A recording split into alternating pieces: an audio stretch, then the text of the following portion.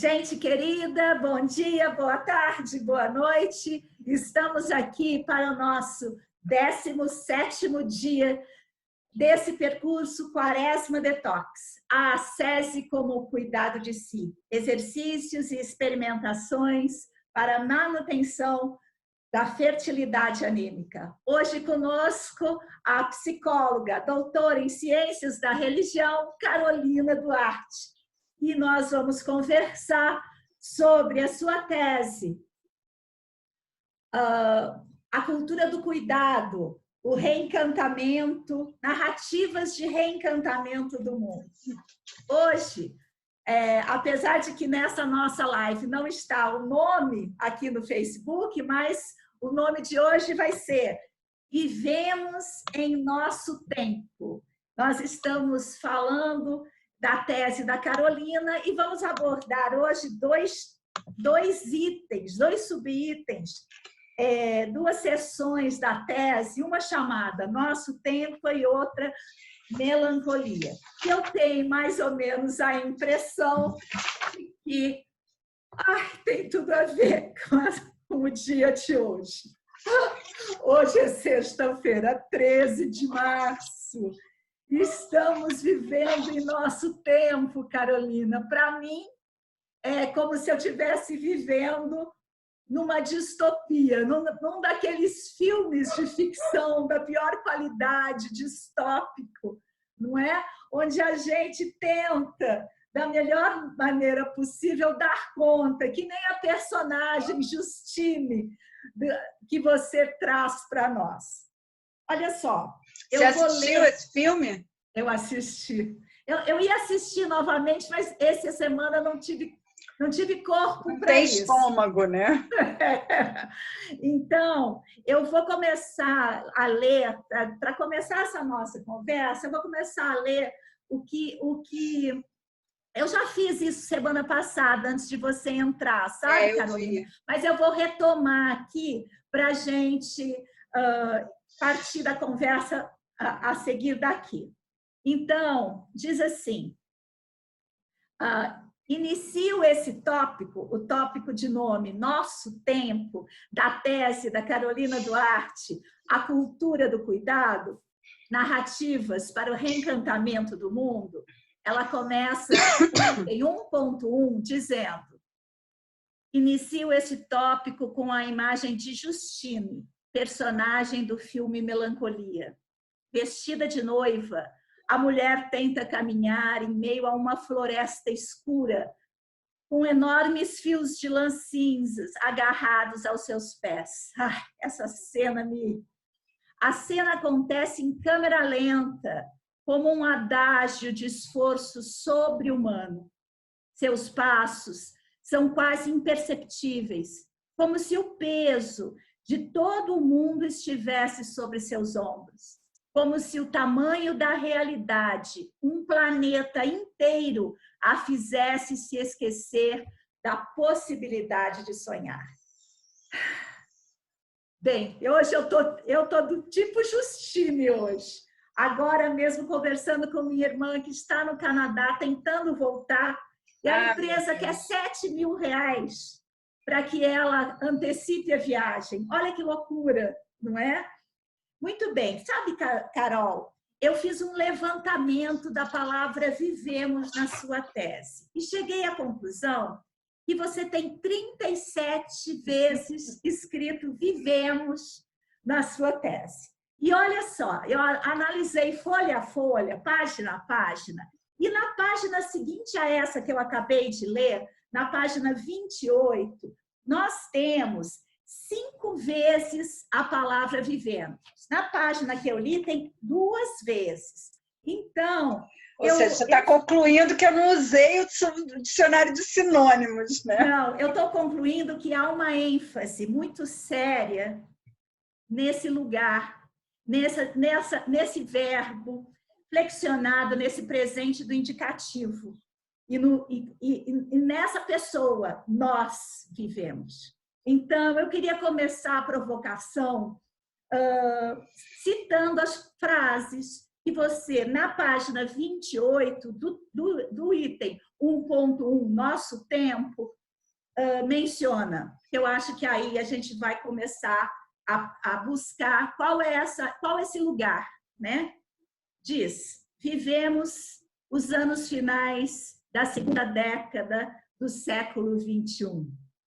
Vivemos imersos na velocidade do consumo, ditada por tal ideal movido pelo capital. E, enquanto isso, a Terra já dá claros sinais de seu esgotamento. Vivemos um momento cuja grande parcela da população mundial humana percebe que nosso projeto de futuro não deu certo. Vivemos hoje em um momento no qual já podemos perceber nosso próprio fracasso. Vivemos sobre a real ameaça de que talvez este seja o fim dos tempos. Ai, vivemos, e mesmo assim, estamos aqui, você e eu, e todas as pessoas que estão nos acompanhando, não é? Estamos aqui vivendo, continuamos declinando esse verbo, conjugando esse verbo, a vida viva, vive, né? Junto a tudo isso que nos assola, junto a todo esse medo, junto a tudo isso, continuamos vivendo. Muito bem, querida, seja bem-vinda a esse dia que temos que olhar para esse tempo da melancolia, para esse tempo da depressão, para esses fios de lã agarrados em nossos pés, né? Para esse peso desse planeta todo que parece pousar em nossos ombros. Muito bem, vamos lá? Olha lá, vou te pedir um favor, Carolina. Vê se você consegue fechar aquele raiozinho ali de luz que está bem atrás de você. É um ventinho, né? Ah, então tá. Eu acendi a luz aqui. Ah, tá bom. Beleza. Acho que melhorou, né? Melhorou. Porque eu reparei também nele. É um raio de luz que insiste em entrar fenomenologicamente. Deixar, então. E aí a gente fala, apaga o raio de luz. Sim, é verdade. Muito bem. Eu estou meio alérgica hoje, vamos... Eu não sei se você está vendo o meu botox aqui, tá vendo? Esse botox aqui tá um biquinho assim, ó. Isso aqui é uma urticária que eu tô tendo, desde que essas coisas todas. A primeira urticária, nem me lembro quando foi. A segunda foi no fascismo. Cada vez que dá um crau, eu estouro toda no corpo, fico inteira cheia de urticária, e hoje foi no rosto, ó. Tá vendo? Tá bonitinha, não tá dando para ver, não. Ah, é botox. Muito bem. Sei lá como é que eu continuo isso, mas é porque é isso, a gente está falando desse mito do homem moderno, né? Dessa jornada do herói estadunidense, e que é uma grande falácia, né? Um grande engodo, porque hoje eu estava conversando com uma pessoa que mora em Nova York e ela estava falando, assim, ela trabalha numa grande empresa, não vou dizer qual é, para não dar problema para ela, mas que ela está desde segunda-feira trabalhando em casa. E ela é uma grande privilegiada, porque ela continua trabalhando, com o salário dela garantido, trabalhando em casa. Né? E ela estava me contando o que é o sistema de saúde nos Estados Unidos, onde, se você for olhar as estatísticas de testes que foram feitos para o coronavírus no mundo inteiro, são na ordem dos milhares, e em Nova York foram 5, 20, sei lá. Porque em Nova York e no sistema estadunidense inteiro não tem o SUS. Então, as pessoas precisam pagar $1.400 para testar se elas estão ou não com coronavírus. Evidente que isso não vai acontecer. Evidente que não. E é isso. E aí as pessoas estão entrando no Google para descobrir como é que se cura do coronavírus em casa, estão estocando coisas absurdas e estão vivendo um clima de loucura total, né? E é isso, como é que um vírus, que é um ser que nem é considerado ser vivo, é capaz, né, de abalar essa autocracia humana, né, esse poder, esse capital. Simplesmente, eu confesso que assim, eu estou abalada, eu estou com medo, eu estou tal, mas ao mesmo tempo tem uma parte de mim que está dizendo puta que pariu, isso é muito maneiro. Ainda mais quando veio a notícia de que o nosso querido lá de cima parece que está positivo. Pois então, Não os teve essa dois, né? confirmação. Os dois capitães dos países. Mas é verdade isso? Não, ainda não soltaram isso. Porque é isso, ele vai precisar do SUS. Ele vai É, precisar dessa ciência, dessa possibilidade de compaixão, que também tem essa ciência, né? eu vou voltar aqui para a sua tese, Tá bom. dizendo: ninguém sabe o que se pode fazer. Estou lá na página 29. Pois somente uma tomada de consciência não basta. Seria necessário um mergulho nas entranhas do nosso modo de pensar, para que a ideia de progresso, crescimento e, consequentemente, de consumo fossem revistas. E essa coisa de o mundo estar parado, não há mais como produzir e nem sequer consumir, alguns filósofos já estão tecendo comentários de que há um momento em que a gente talvez, enquanto humanidade, possa rever isso. Lá mesmo na China, o céu ficou azul.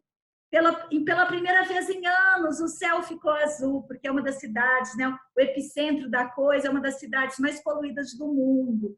Então, já tem estudos sobre a camada de ozônio, já mostrando como essa diferença, né? Então, a gente está nesse lugar. E eu acho que nesse lugar tem uma outra coisa que eu queria te trazer, é que na sua tese nós temos 22 menções à palavra Gaia. E eu queria trazer, né, esse elemento Gaia. Gaia, nesse momento, está mostrando que é mais forte do que nós. Né? Gaia, ela é capaz de imperar sobre a humanidade. Né? E aí, eu Na queria... verdade, a sensação que eu tenho, né, tentando refazer o discurso que não seja um discurso de bélico, né, porque Gaia é mais forte que nós e Gaia, né? Na verdade, eu acho que o grande recado que Gaia tenta nos dar é de que nós pertencemos a ela, né? E de que nossas dores, isso é Isabelle Stengers, né? Nossas dores não fazem a menor diferença. Nossas dores, nossa complexidade, nossa subjetividade, nossas divisões de identitárias, né? Nada disso importa para Gaia. O que Gaia faz é a interconexão para que exista a vida. E aí, aqui E dentro dessa interconexão não existe mais importante do que outro, né? Então não é Gaia que é mais importante do que nós. Nós somos Gaia. Nós somos uma célula da Gaia formada por outras milhões de outras células. Se a gente pensa no macro e micro, né? Para mim isso fica bem evidente. Tem uma hora que eu falo dessa coisa de que nós, eu, Carolina, para conseguir trazer essa consciência, eu sou Carolina, precisa habitar dentro de mim uma série de outros seres dos quais eu dependo para que eu me auto-intitule.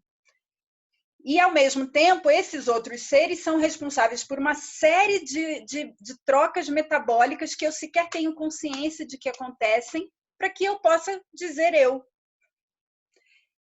E eu costumo dizer que, assim, gente, e tem uma sabedoria nisso.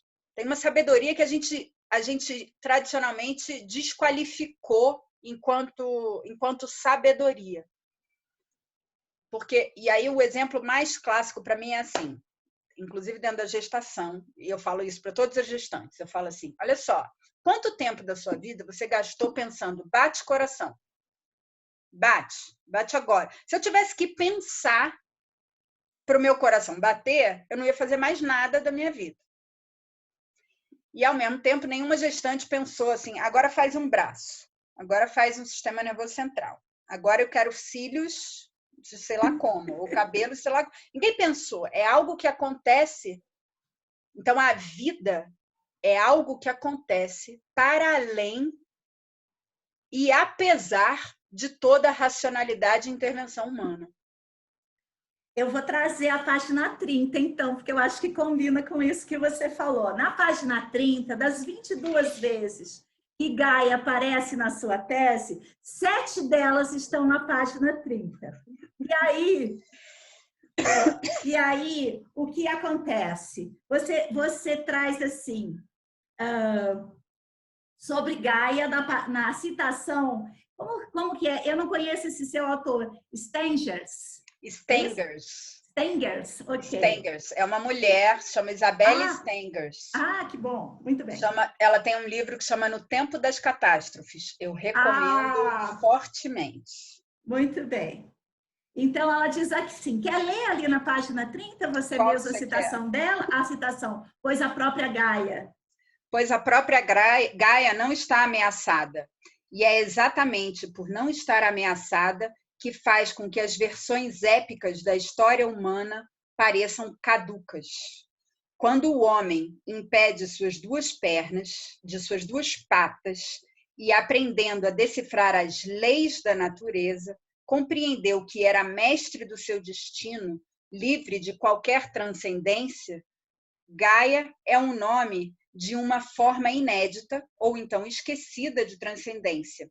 Uma transcendência que, desprovida das altas qualidades que permitiram invocá-la como árbitro, garantia ou recurso. Então, ela não é Deus, que Deus intervém por mim e me ajuda, né? Então, ela não vai dar garantia nenhuma e ela não é esse recurso que eu venho, né? A gente tradicionalmente se nutre a partir da Terra usando a Terra como recurso e não como um ser vivo, né? Ela é um sensível agenciamento de forças diferentes, indiferentes aos nossos pensamentos e aos nossos projetos. Gaia não está nem interessada, nem desinteressada na sobrevivência humana. É mais do que estar contra nós, entende? A Isabelle usa esse termo de a intrusão de Gaia, né? Gaia nos incomoda, a existência a preemência desse equilíbrio que a gente causou, desequilíbrio, né? Nos incomoda, porque a gente não pode mais viver como se nada tivesse acontecendo. Porque aí ela fala, se a gente viver como se nada tivesse acontecendo, o único resultado é a gente bater de cara na parede. Eu acho ótimo isso, porque é tão simples de entender. Que a gente vai entender também lá no mal-estar, né, do Freud, a Gaia como um dos grandes incômodos de mal-estar, né, como se a natureza fosse um grande mal-estar para nós. E aí, se a gente for pensar lá em Nietzsche também, ele tem aquela imagem, né, que nós somos uma comichão, né, uma dermatite do planeta, né? Enfim. Então, eu queria passar um pouco mais, só para dizer, chegar ali no tempo da depressão, né? No tempo da melancolia. Queria terminar, caminhando já para das nossas conversas finais, pensar nesse tempo cósmico, né? Lá na página 32, quando você inaugura a melancolia, né?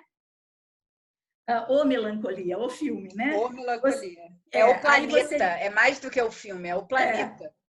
Aí você diz Porque acho que era legal só contar um pouquinho da tá. história, né? A história do Isso. filme é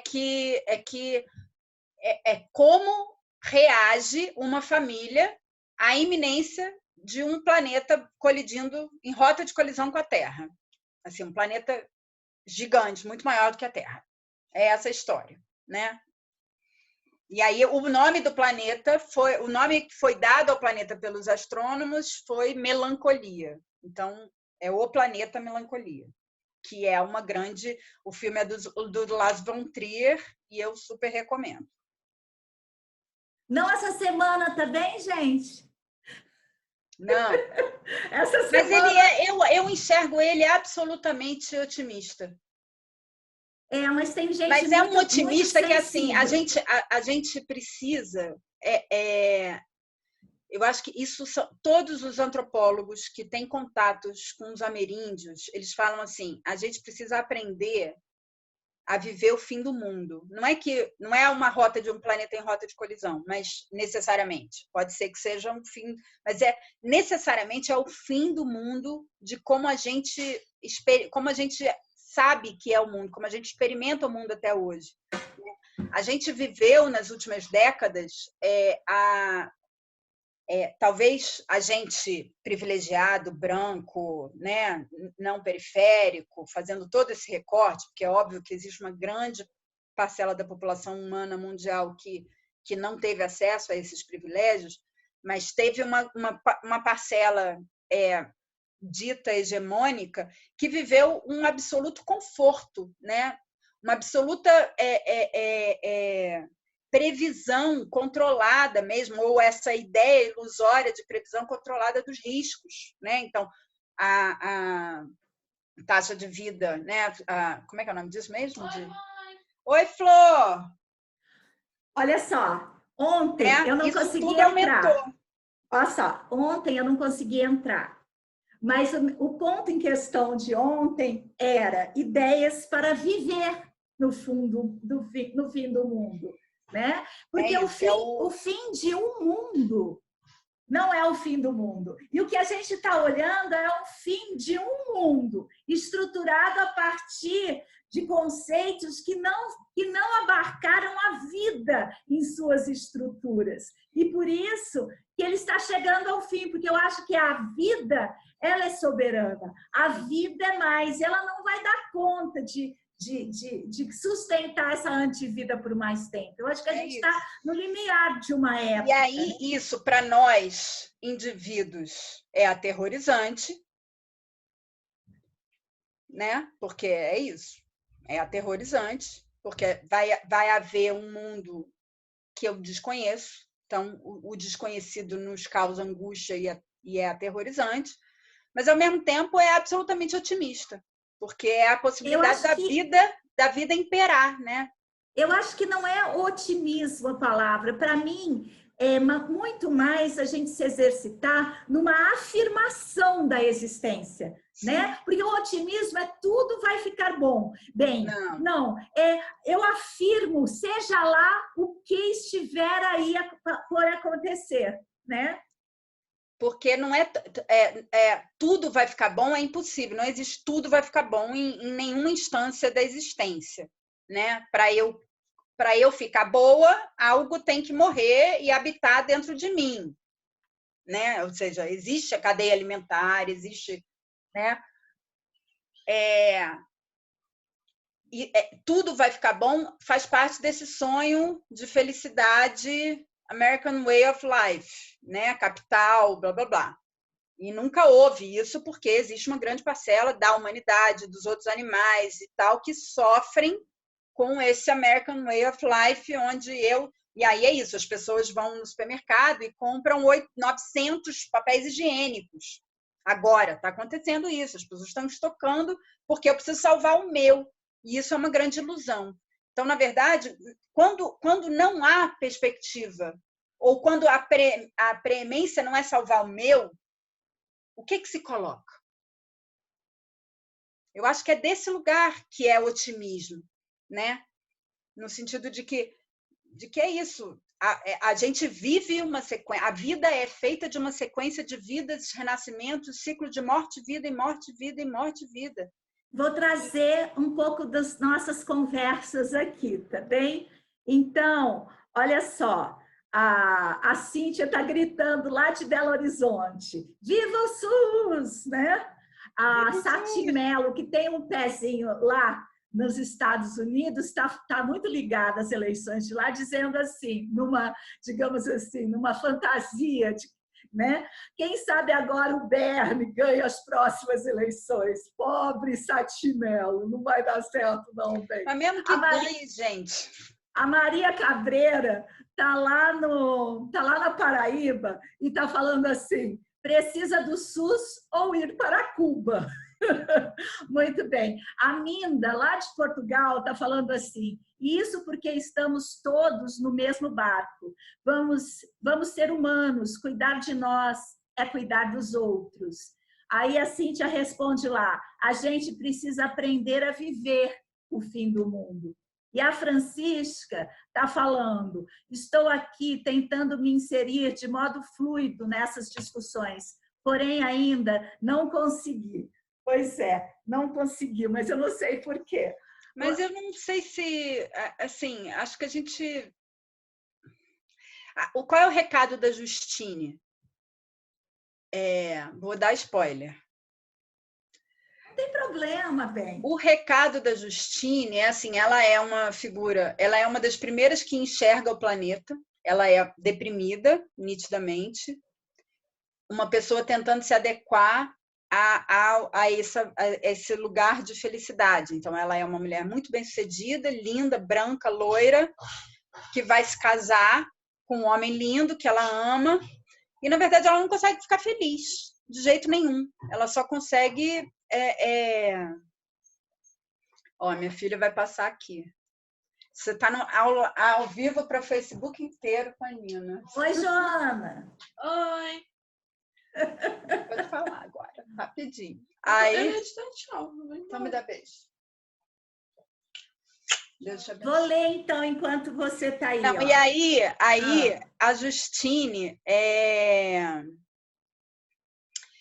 ela sucumbe à depressão dela, ela acaba o casamento, não consegue, aí tem milhões de coisas. A primeira parte do filme é só o casamento. E aí depois começa a falar sobre a vida da Claire, que é a irmã da Justine, que é uma mulher totalmente adaptada, casada com um homem poderoso, numa casa linda no sul de sei lá onde, sei lá, porque é uma casa incrível, um castelo quase, com uma vista incrível, um filho, e ela fica tentando manter as coisas como deveriam ser, né? Então ela tenta acordar a irmã, tenta chacoalhar a irmã e tal, mas ela de repente sucumbe no pânico desse planeta em colisão. E quando todo mundo percebe que o planeta está vindo mesmo e que teremos um problema, a Justine se acalma. E ela quase fica feliz. Porque tem um lugar da gente aceitar. Eu não sei como dizer isso. Eu disse na tese, mas não sei mais que palavras eu usei. Tem um lugar da aceitação mesmo desse tempo que a gente está vivendo, sabe? Assim, nada que nos faça voltar a viver como se nada tivesse acontecendo, como a Claire fazia, ou cortar os pulsos, vai mudar nada. Então, como é que a gente aprende? Quais são as lições do nosso tempo? É uma pergunta que eu não tenho exatamente uma resposta, e tenho várias ao mesmo tempo, e nada conclusivo. Mas eu acho que o tom, e aí por isso a tese é essa, né? O tom da reexistência é através do cuidado. É através de uma leitura de perspectiva de cuidado a partir de todas as relações que a gente tiver, né? Tem uma pergunta meio facebookiana, mas que eu gosto, que é assim: como o amor agiria nessa situação? Então vamos parar, né? Nosso encontro de hoje com essa pergunta. apesar que eu suspeito muito dessa palavra, né? Suspeito demais dessa palavra, da sua apropriação, né? Mas eu acho que é isso. A gente tá nesse lugar da falência das nossas certezas. E é isso que a gente vai conversar na próxima sexta-feira. Vai dar tempo de chegar no reencantamento do mundo? Não, nós não vamos, porque a nossa ideia é simplesmente fazer só a primeira parte da tese e depois deixar as outras partes da tese para a gente inventar um curso. Tá, né? boa. Um curso a partir Porque fica melhor depois, né? Fica menos denso. Mas acontece que a gente está na quaresma, a gente está olhando de frente para as nossas cracas. A gente não está querendo conforto nem solução, mesmo porque qualquer uma seria ficcional. A gente está tentando arranjar um corpo suficientemente forte, nem que seja um corpo para se encher de brotoejos, que nem o meu, para dar conta do enfrentamento dessa existência. Porque ontem a gente teve, por exemplo, de cancelar a pós-graduação que acontecesse sábado e domingo aqui em São Paulo. Eu vou ficar sábado e domingo aqui porque a mamãe está aqui sozinha, minha irmã está no Canadá, tentando antecipar a volta, mas não conseguiu ainda.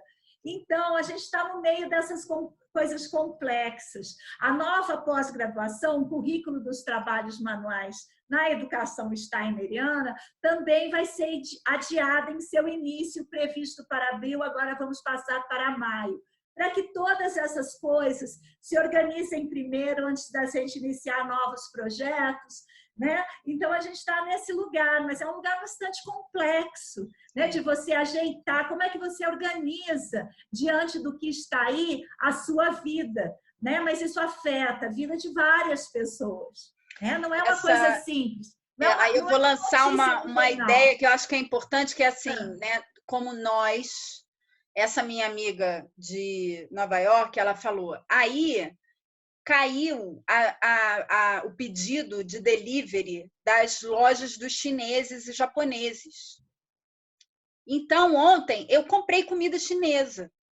Aí eu percebi que, como eu estou em casa, eu não chamei o cara que anda com cachorro para mim.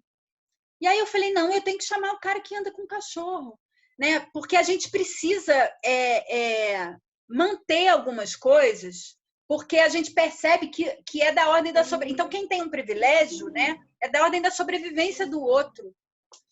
E aí mas ao mesmo tempo eu acho que eu queria deixar um outro recado, que é assim, qual é o valor dessa pausa? O mundo está nos obrigando uma pausa. Pois é. Eu sou daquele tipo que eu acho que não ficará pedra sobre pedra. Eu acho que a gente vai conseguir reorganizar o mundo com outras bases, com outros modos, né? De outra maneira. Eu acho que a gente vai dar conta de fazer desse mundo humano, né? Só do humano, um mundo Gaia, né? Que a gente finalmente se sinta parte desse todo, desse organismo maravilhoso que se chama Gaia. Carolina, querida, acabou nosso tempo, quero demonstrar minha gratidão, né?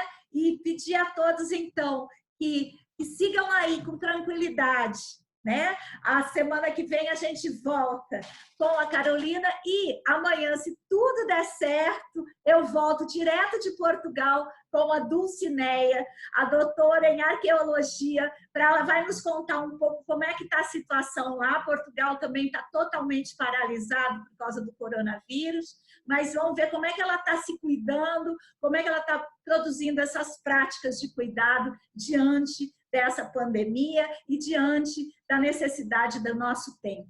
Um beijo grande para vocês. Tchau, gente. Eu agradeço também, Nina e todo mundo. Tchau, tchau.